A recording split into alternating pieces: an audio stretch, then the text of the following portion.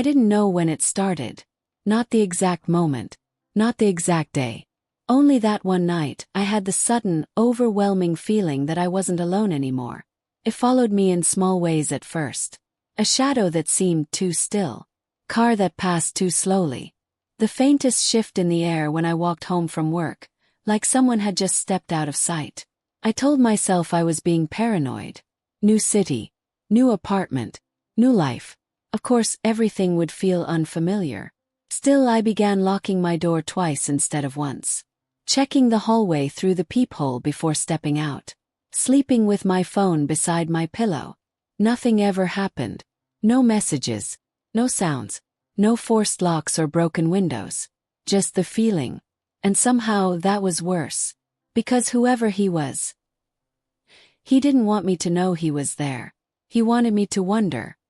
The first real sign appeared on a Tuesday. I came home late, my heels dangling from my fingers, feet aching from an extra shift. My apartment was quiet, exactly as I'd left it. The air smelled faintly like vanilla from the candle I'd burned that morning. I moved through my routine without thinking. Locked the door. Dropped my keys in the ceramic bowl. Turned on the kitchen light. Then I froze. My bedroom door was open. I never left it open. Never. I stood there for a long moment, staring at the dark space beyond it. Waiting. Listening. Silence. My heart pounded so hard it hurt. Slowly, carefully I stepped forward. Each movement felt too loud. Too exposed. I pushed the door open wider. Everything looked normal. My bed was made. My dresser untouched. My window closed. But something felt wrong.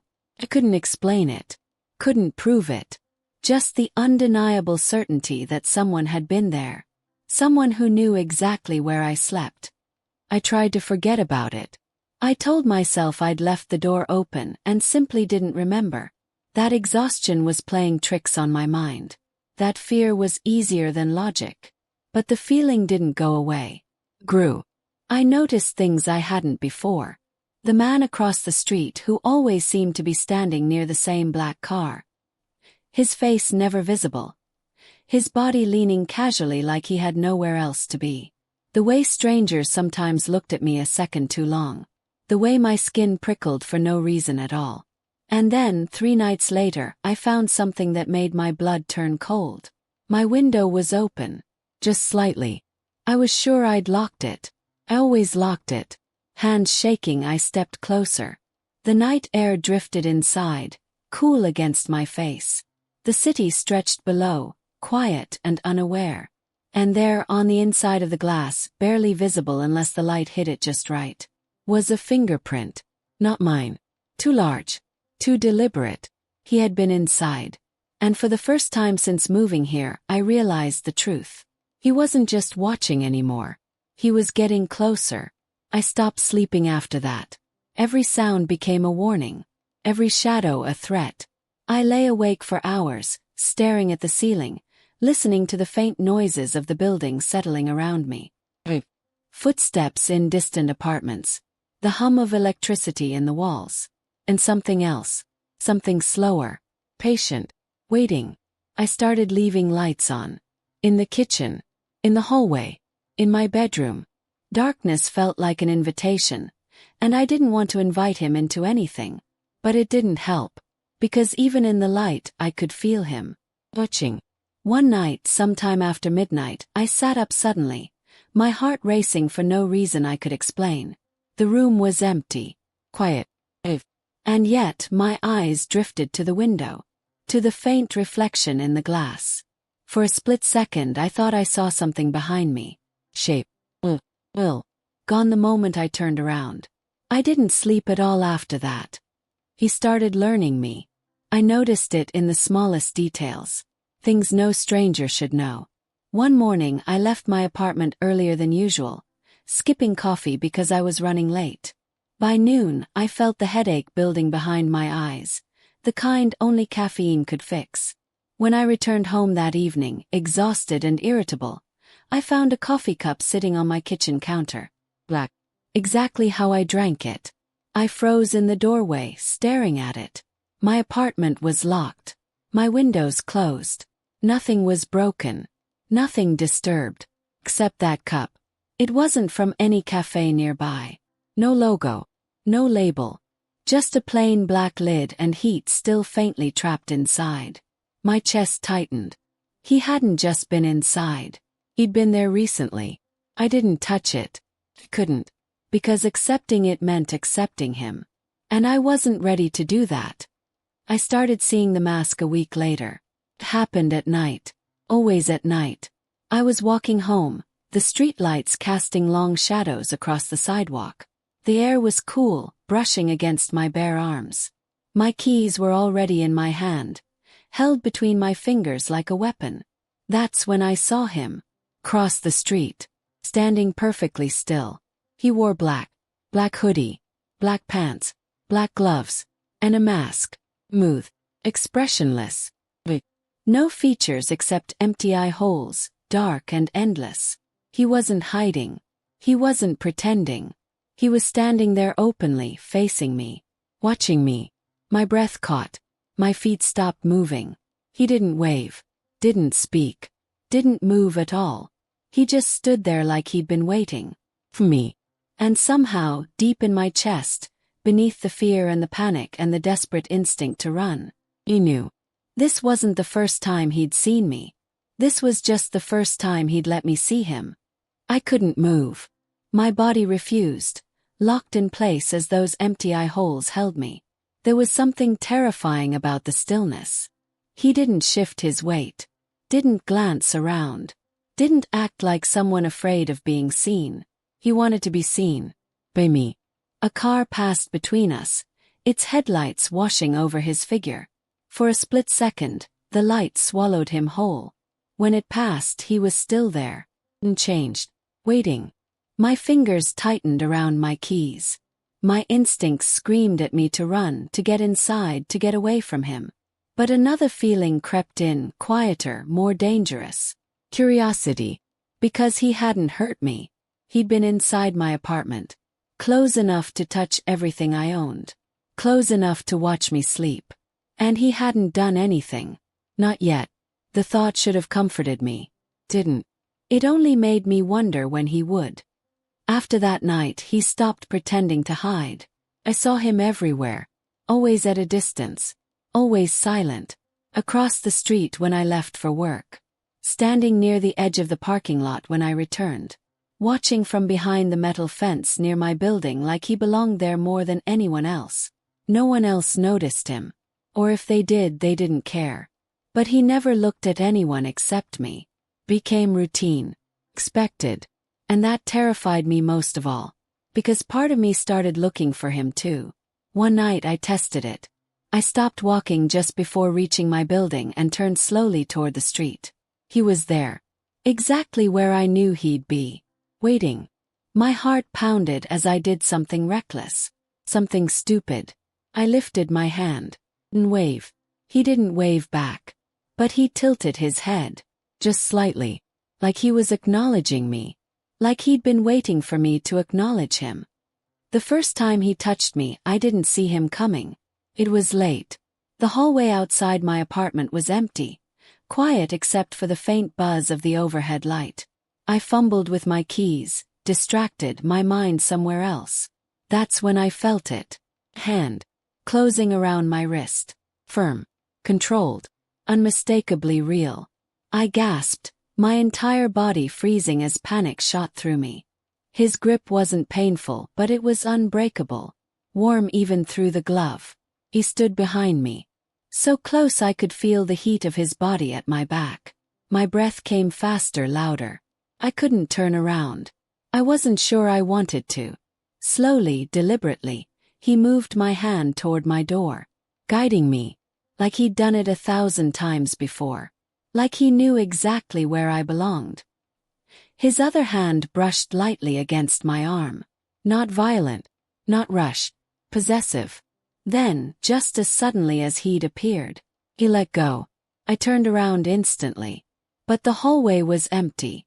He was gone, leaving behind nothing but the echo of his touch. And the terrifying realization that he could reach me whenever he wanted. I stood there for a long time after he disappeared. My wrists still burned where he'd held me. Not from pain but from memory. My skin refused to forget the exact shape of his grip, the quiet strength behind it. He could have hurt me. Could have dragged me anywhere. Could have done anything. But he didn't. He just helped me inside. My hands shook as I locked the door behind me. Once. 3 times. It didn't matter. We both knew locks didn't stop him. I leaned back against the door, my breathing uneven, my body confused in ways I didn't want to understand. Fear was there. Dark. Loud. But beneath it, something else. Something warmer. Something worse.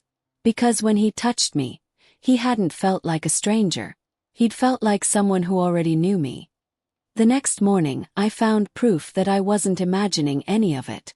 My phone had moved. I always left it on my nightstand before sleeping. Always. But when I woke up, it was resting on the pillow beside me. Close. Too close. My stomach tightened as I picked it up, my fingers cold against the screen. No notifications. No missed calls.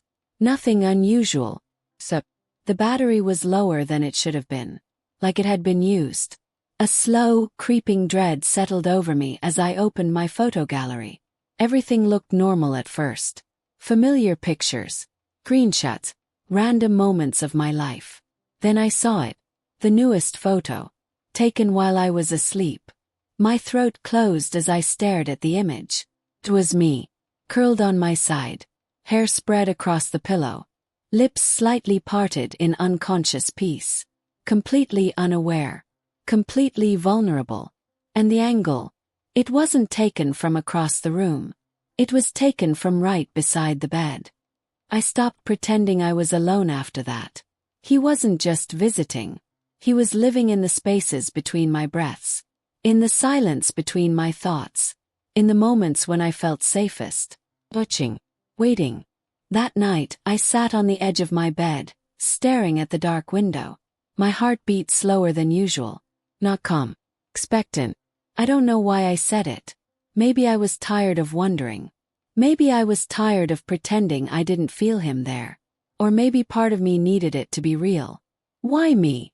I whispered. The words barely existed, swallowed by the quiet. For a moment nothing happened.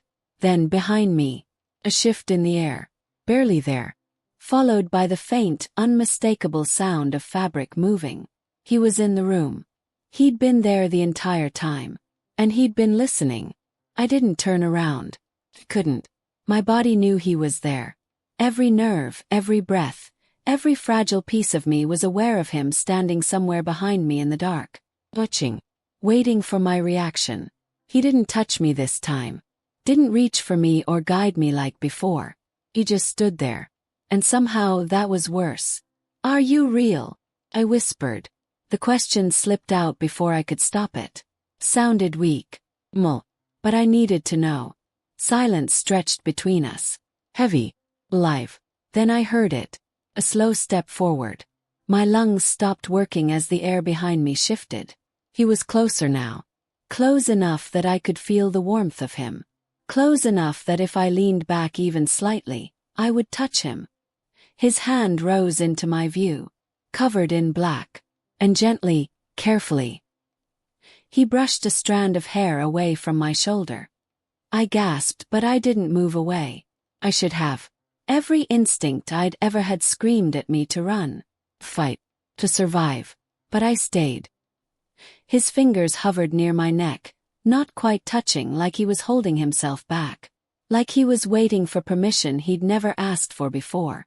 My heart pounded so loudly I was sure he could hear it. Why won't you leave me alone? Yes. My voice trembled. His hand finally touched my skin. Barely. Just enough to send warmth flooding through me. And then, for the first time, he spoke. His voice was low. Certain. I tried. The words shattered something inside me. Not threatening. Not angry. Honest. Like leaving had never truly been an option. Slowly, carefully I turned around. The white mask stared back at me. Me. Emotionless. But his eyes weren't empty. They were locked onto mine. like they belonged there, like I belonged to him. My hands should have been shaking, but they weren't. Without thinking, I lifted one slowly into the space between us. He didn't stop me, didn't move, didn't breathe. He let me. My fingers hovered near the mask, close enough to touch the smooth surface. "This isn't real," I whispered. But it was. He was. Every terrifying, impossible part of him was real. His hand lifted, covering mine gently before I could touch the mask, not stopping me, holding me, grounding me, keeping me exactly where he wanted me. His thumb brushed once across my knuckles. Possessive. Certain. "You don't have to be afraid," he said quietly. But the truth was, I wasn't afraid anymore. And that was the most dangerous part of all. Because somewhere along the way, I had stopped wondering why he was watching me, and started wondering why he ever would stop.